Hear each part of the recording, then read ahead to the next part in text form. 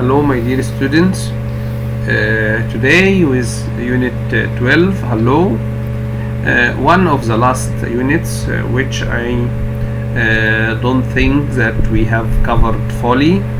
So let us try to revise the learning outcomes here and to try to gain as much as we can from this unit. First, let us have a look at the main vocabulary in this unit.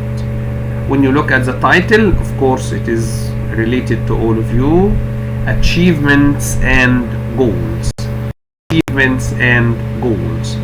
How you achieve, of course, your achievements are your goals. Your achievements are the things which you achieved. Your goals are what you want to reach to. See how people become happy when they reach their goals. First, can you look at this word? Smart goals. Smart goals. Smart goals. Right. What are smart goals? What do you think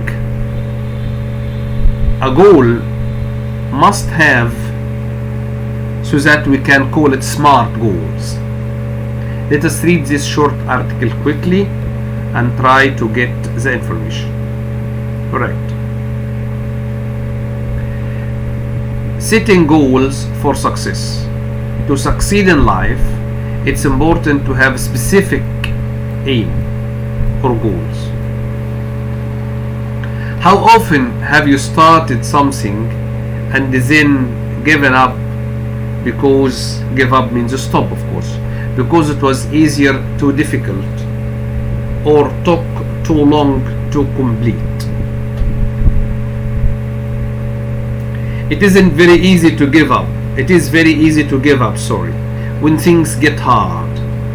So how can we make sure we achieve our goals? We achieve our goals we set ourselves. One way often mentioned by managers is to have smart goals. These are 5 different things you need to consider. There are 5 different things you need to consider.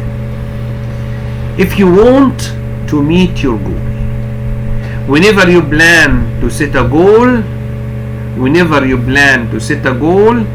you need to ask yourself this question: is my goal specific? Is my goal measurable? هل my goal محدد specific measurable؟ يعني I can measure if it is successful or no. Is it achievable? Is it relevant? And finally, is it time bound? So see how the word smart: S stands for specific, M stands for measurable, achievable, A stands for achievable, R stands for relevant, and time bound means that the T stands for time bound. So see how the word smart here, every letter refers to a characteristic, to one of the characteristics any good goal must have. So if you answer no to any of these questions, then you are unlikely to reach your goals. So I think now we know what's meant by smart goals, right? Can you give me the meaning of each letter here? Let us try to remember with me. Smart goals means S stands for specific, M stands for measurable, A stands, as you can see here, A stands for achievable, R stands for relevant, and the T stands for time bound. This is one of the main passages here in this unit. Let us take some exercise here. Complete these sentences with these words from the listening text. Number 1, are you just looking around or are you looking for something specific today؟ طيب نبص كده من تحت. This project is, so we only have 2 weeks to complete. يبقى this project is time bound. So we have only 2 weeks to finish. Number 5, I have only this year, it's to pass my driving test. I have only set one goal. I have only set one goal for this year. It's only to pass my driving test. Again, our smart SMART here. Fine. What's meant by entrepreneur? Pioneer. Pioneer رائد في مجال ما، خاصة في مجال الأعمال. by entrepreneur. مجازف. Risky, someone who takes a risk, right? What's meant by honey bee? A place where bees produce honey، طبعا اللي هي خلية النحل. Profit, interest, recipe, a technique, a way, description, some steps, some tips of how to prepare something, especially food or drink. Let us read Passion for Apples. Andy Robinson, who is still a teenager, is the president of Green and Red. شوف still teenager وهو president لمشروع company اللي هي Green and Red, which is a small but successful apple juice business in Maine. What's incredible is that Andy was only 8 years old when he started selling apple juice. Outside his home in Auburn, where he still lives with his family. Andy adapted a 1920s recipe that he got from his grandmother. كان عنده وصفة كده prepares the juice بيها from his grandmother, so he adapted it, means he changed it. But he added honey to the juice to make it a little different from his grandmother. The reason he decided to add honey was because he is passionate about helping bees. هو بحب ان هو يساعد النحل and wants to help protect them. His company now donates, give for free, بتتبرع 15% of its profit to bee conservation groups. اللي هي groups which try to serve and try to help bees who are fighting to save the honeybee. Andy, whose picture is on every bottle of apple juice, has become very well known in Maine. And the Green and Red, which has been sold in a range of shops across Maine for years, is now selling in some restaurants and is very popular. But that's not all. Andy has started his own charity with Jessica Webb, whom he met at school. Jessica keeps her own bees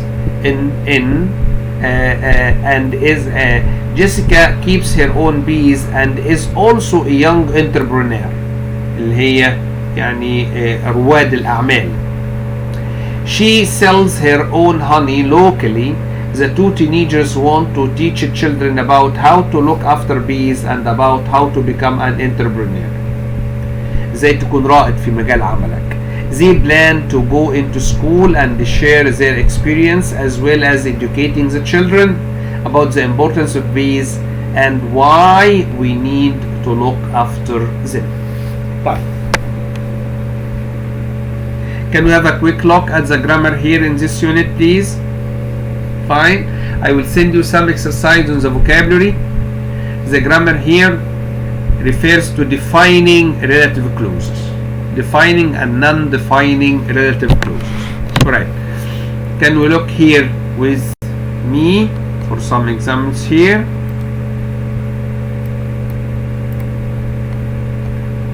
Alright,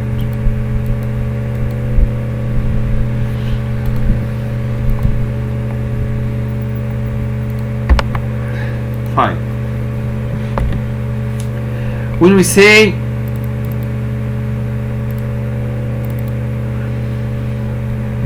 if I said Amir, or let me give you, alright, my sister who is a doctor lives in Alexandria. Fine. And my sister who is a doctor lives in Alexandria.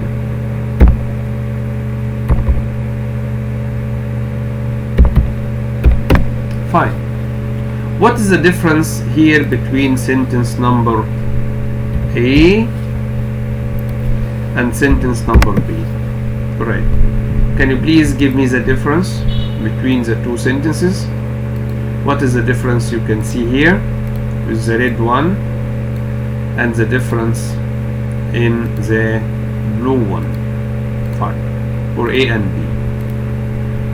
Of course, the only difference you can see here is that with the second one we have here commas. ده الحاجة اللي هي distinguishes sentence number B from number A. طيب, people who understand English know that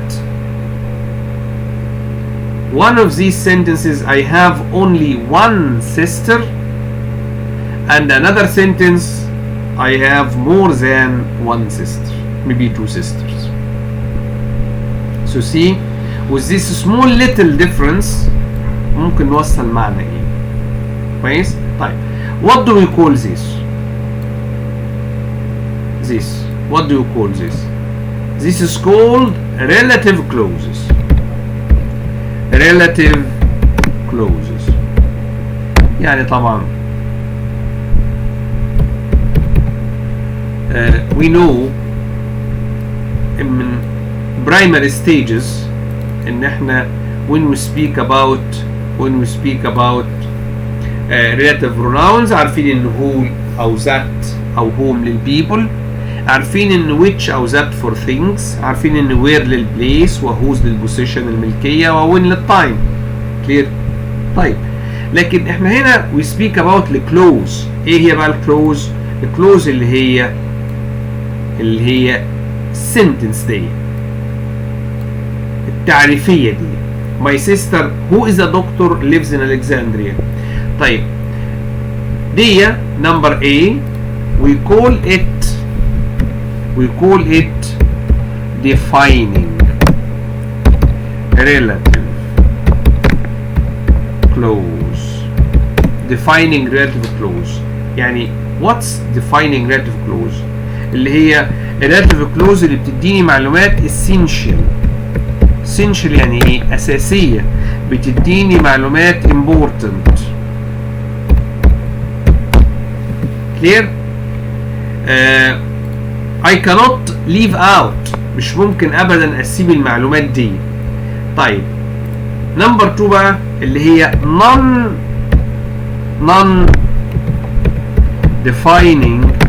non defining relative clause.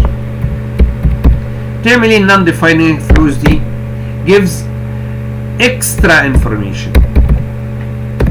information which I can leave out, information with or without the sentence does not lose anything.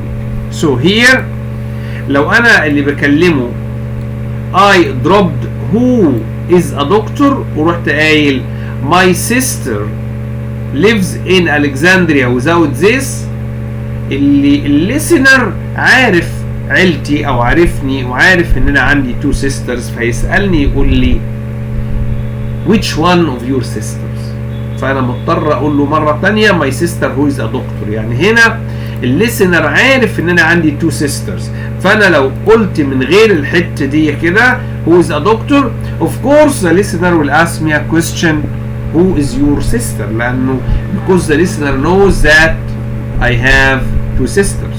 طيب لكن لو الليسنر يعرف ان انا عندي only one sister يبقى الانفورميشن دي information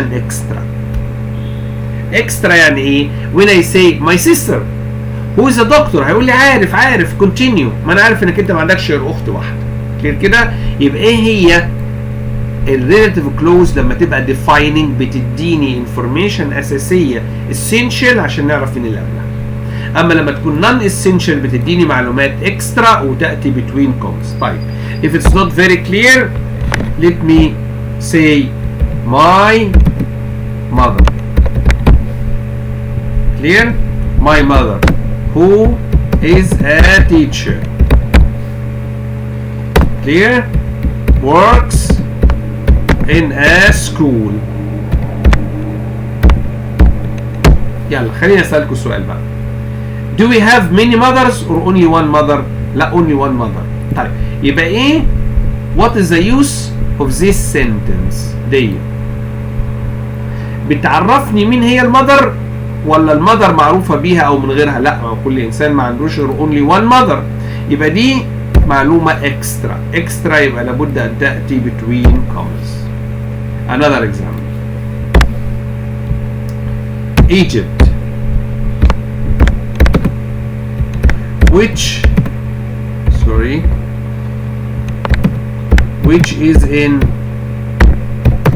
is in Africa. Egypt which is in Africa is a large country. Fine. This part بيعرفني مين هي Egypt ولا Egypt معروفة بيه ومن غيره؟ Egypt is known with and without, so this has to come between a commas. Clear? لكن when I say the man broke the window, of course there must be another question. مين المان ده؟ فهضطر هنا اقول له ايه بقى؟ the man who I saw yesterday، عشان ادي هنا معلومة اساسية about the man who broke the window. يبقى the man who I saw yesterday did what؟ هو اللي broke the window. لو انا شلت دي مش هعرف مين الايه المان. يبقى relative clause مرة تديني معلومات essential ومرة تديني معلومات extra. طيب ايه اللي very important هنا for us to know؟ ان مع non defining لما يكون في commas كده يبقى هنا within the commas inside the commas مش ممكن ابدا انا استخدم that is not used with type number 2 or non-defining. type number 2 or non-defining we cannot use، مش ممكن ابدا نستخدم معاه مين؟ that. طالما في commas يبقى ممنوع استخدام ايه؟ that. شوف انت you speak about someone يبقى who، speak about something يبقى which أو where أو whose، لكن that cannot replace any of these مع non-defining. I hope this is clear. Let us take some exercise on this point. Fine.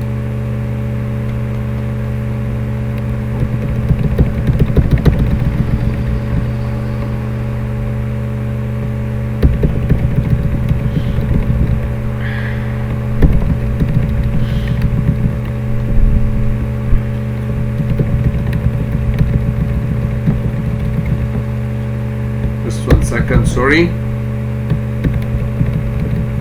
I recorded this before, but something wrong happened, so I had to repeat it. Alright, here those are the specific of SMART goals: specific, measurable, achievable, relevant. فكركم بيهم. Alright, here use who or that to refer to people. Fine. When they are subject, يبقى who أو that comes instead of people when they are subjects. استخدم who أو that أو whom for people when they are a objects. Fine. This is a shop owner. This is a shop owner. Clear. Wants to marry my sister. هنا wants. يبقى هنا في verb اهو. يبقى أنا I need here a subject. كويس. هل هو تحل محل subject يأتي بعدها verb كده؟ لا. مش ممكن أبدا. مش ممكن أبدا. Clear. يبقى this is a shop owner who wants. أو that wants. both of them are correct. هنا مش non defining ولا حاجة.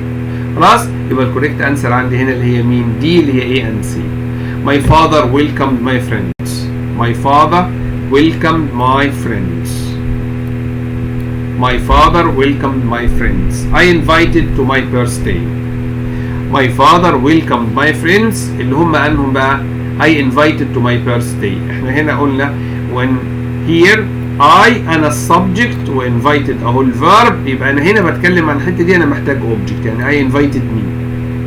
الأوبجكت ده بقى can be replaced by who or that or whom. عشان كده دي هي ال correct answer. A or B or C, both of them are correct. طيب I respect my employer صاحب الشغل for I work. هنا for أيوة for البروبوزيشن دي يأتي بعدها مين؟ يأتي بعدها يا إما whom للبيبل يا إما which للthings. يبقى I respect the employer for whom. for دي cannot يجيش بعدها هنا أبدا لا هو ولا where ولا something like that. يبقى for whom أو for which لما تكون الthings. I respect the employer I work for. ينفع that I work for أو who I work for. يبقى عشان كده الأنسر هي مين؟ وwhom I work for نفس الفكرة نفس الايديا subject وأدا verb. يبقى أنا محتاج هنا مين؟ object. طالما محتاج object يبقى who أو whom أو that. all of them are correct. يبقى number 2. The car I bought for my wife is small in size. The car which I bought ينفع. The car that I bought correct. clear. لكن the car whom لا whom دي for people. يبقى الكوريكت انسر هنا اللي هي مين؟ C. The car in I go to school is modern. The car in يبقى in ايه؟ in which. The car in which I go to school is modern. الشناوي اللي هو is the captain of the team made مؤمن زكريا raise the cup. الشناوي who is the captain of the team. ينفع ولا ما ينفعش؟ طيب ينفع ذات هنا؟ can we use that? of course no. look at these commas. these are defining or non-defining. in the non-defining we cannot use that here. that دي ممنوعة cannot be used في non-defining. please. the gold medal يبقى هنا who only.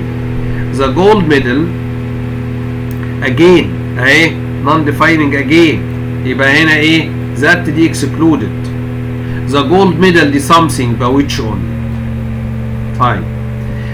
we use where for places or it can be replaced by which or that بس بيكون في preposition. يعني which or that plus preposition كويس equal mean equal where. ناخد example كده. this is the house where I live. طب ممكن نقولها تاني ازاي؟ this is house which أو that I live in. لكن لو حطيت لي preposition هنا في الأول يبقى ما اقدرش أقول in that، لازم تكون in which only. ناخد example يلا. I like the village I live.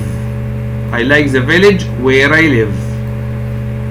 I like the village I visit every summer. هنا كده مش place، هنا كده something. يبقى I like the village which I visit or that I visit. يبقى A and B are correct. I like the village has fantastic scenery. I like the village I like the village which has fantastic scenery ولا that has fantastic scenery ولا A and B. Of course both of them are correct. The school here non-defining. Students learn is very important. The school which students learn لا. That students learn لا. Where students learn. Correct. Students where students learn. The school my children attend is near our house. The school which ولا that. The school طبعا هناخد بالنا دي non-defining. We cannot use that. يبقى the school which my children attend. clear؟ طبعا مش ممكن استخدم where هنا لان الفيرب هنا ما فيهوش activity بتتعمل جوه الايه السكول. لكن اقول the school where my students learn ماشي. لكن the school which my children attend. The house I was brought up was made from mud bricks. يبقى هنا the house where I was brought up. لكن same sentence هنا بس شوفوا ايه الديفرنس. the house in يبقى the house ايه in which. the house in which I was brought up was made from mud bricks. the house that ولا which ولا A or B or where I was brought up in. ينفع which وينفع that. the house which I was brought up in عشان in دي مع which دي the same thing as in مع مين مع that. ويبقى ال correct answer A and B. use when or which plus preposition يعني when أو which plus preposition. both of them to refer time. 9 o'clock is the time my children go to bed. 9 o'clock is the time go to bed at. يبقى 9 o'clock is the time which my children go to school at. 9 o'clock is the time at which على طول. 9 o'clock is the time my children go to bed. when 9 o'clock is the time when my children go to bed. Spring is the season is full of green color and flowers. Spring is the season which is full of green color and هنا بقى ايه which. هنا spring is the season which is full of green color. هنا بتكلم على spring على ان هو ايه subject which ايه refers to so and so. right. whose بقى هنا for possession اللي هي الملكية. this is a boy whose father teaches English. whose father. this is a shop whose color. هنا بنقول whose للملكية او لما يكون في something belongs to something. طبعا الفاذر مش مملوك للبوي ولا حاجة لكن الفاذر belongs to the boy. the shop whose color. هنا color ده something فانا ممكن whose تيجي للبوزيشن او لو something او someone relates to something else او someone else. يعني whose دي للthings وللبيبل. ناخد example. this is house door is black. يبقى هنا whose door is black. ناخد بالنا اسمها who is or who has. the old man hands shake is my grandfather. the old man whose hands shake اللي ايديه بتهتز. the old man the shaking hands. who has the shaking hands. where is who has here. the old man that has the shaking hands is my grandfather ولا the old man with the shaking hands. with the shaking hands it's the same thing. that boy with black hair is my brother. right. طبعا دي who is ولا that is. the engineer designs are eco-friendly has become very popular. the engineer whose designs. هنا designs الفيرب هو are.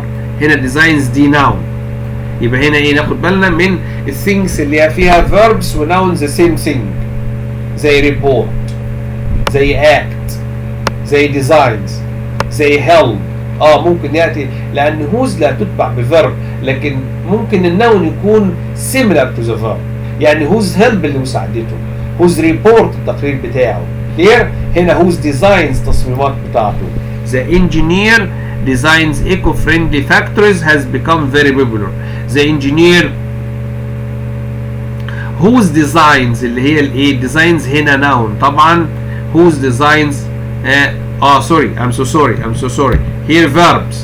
The engineer who designs eco-friendly او that designs eco-friendly both of them are correct. يبقى هناخد B اللي دي سوري اللي هي A and C. ناخد بالنا هنا مفيش ايه كوما ولا في something like that. clear؟ في general exercise اهو انا I will send to you ان شاء الله. I'll prepare it here اهو. yes I will send it to you as evidence as homework that can be done and we can arrange some time ان شاء الله to discuss it. حبايبنا انا يعني عملت الفيديو ده علشان التايم يعني يعني is not always suitable for all of you, so I made the video. I will upload it and hope that you can go to it and watch it at any time. الاتندنس ما بيكونش عالي قوي، فانا يعني انا I thought ان انا we can record it for all of you